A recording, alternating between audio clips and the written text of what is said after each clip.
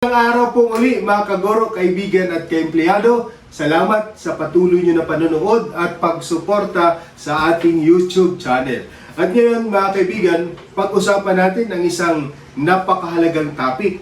Ito ang tinatawag na Special Emergency Leave to Government Employees Affected by Natural Calamities and Disaster. Mahalaga ito mga kaguro, kaibigan at kaempleyado. Dahil sa isang taon, dumadaan tayo ng napakaraming natural calamities and disasters. So ano nga ba yung mga benepisyo na maaari nating matanggap bilang isang empleyado ng gobyerno? So itong Special Emergency Leave to Government Employees is based on Memorandum Circular Number 2, Series of 2012. So talakayin natin at pag-usapan kung ano nga ba ang benepisyong ito. Ilang araw ang leave na maaari mong ma-avail. So itong Special Emergency Leave ay for 5 days.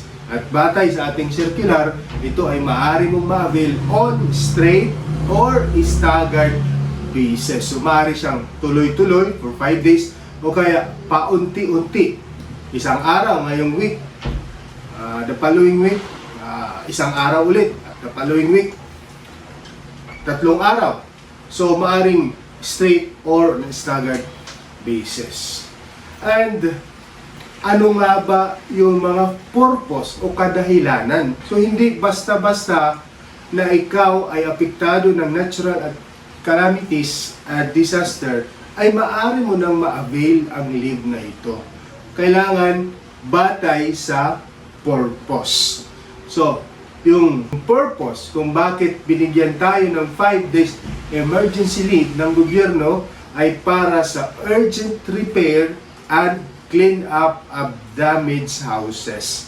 Ulit ko, urgent repair and clean up of damaged houses. Then, stranded. You may be stranded in the affected areas. So, kung binaha ka, ang lugar nyo ay nagkaroon ng pagbaha at hindi ka makapasok sa opisina dahil ikaw ay na-stranded. Walang transportasyon mula sa iyong lugar patungo sa iyong opisina, so maaari mo ring ma-avail yung special emergency leave. Ano pa? Disease or illness of employees brought by the calamity or disaster. So kung nagkasakit ka because of that natural disaster or calamities, so maaari mo din i-avail yung 5 days. Ano pa? Caring of immediate family members. So maaari mo din i-avail ito kahit na hindi ikaw mismo yung apektado, yung immediate family members mo. Anong ibig sabihin ng immediate family members? Halimbawa, ang yung anak, o kaya ang yung magulang, o kaya ang iyong mga kapatid, as long as nandun kayo sa isang tirahan, sa isang bahay. So kung walang nag-aalaga sa kanila, ikaw ang nag-aalaga and you are a government employee, so you can avail this 5 days emergency leave. So yun naman po yung mga enumeration at mga kadahilanan. Yun naman po mga reason at kadahilanan na sinabi ng Memorandum Circular kung papayagan ka na makapag-avail ng emergency leave. Now, kailan mo ito maaring i-apply? So, ang sinasabi ng Memorandum Circular, you can apply for this leave within 30 days from the declaration of the state of calamity. So, ang reckoning period is the declaration of the state of calamity. Within the 30 days period, within the 30 days, you can apply for this leave. Pero pag lumampas na siya ng 30 days, hindi na po maaari. It will be a violation of the Memorandum Circular. Ano yung tinatawag o tinutukoy na calamities and disasters? Batay sa Memorandum Circular, mayroon ding enumeration. Una, nandyan yung lindol, earthquake, then flooding, volcanic eruption, and landslide. So, yun po yung mga disasters and calamities na enumerate ng Memorandum Circular na ito.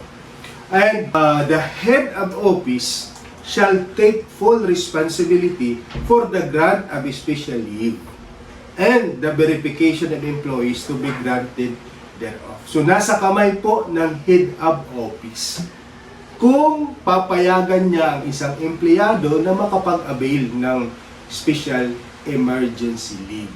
Maaari niyang subject for verification kung totoo nga ba na apektado ang empleyado na ito. So, nasa discretion at decision po ng head of office kung papayagan ang isang empleyado na makapag-avail ng leave na ito. Yan lamang po mga kaguro, kaibigan at kaempleyado. Asahan ko po na mayroon kayong natutunan sa ating talakayan niya. Magandang araw!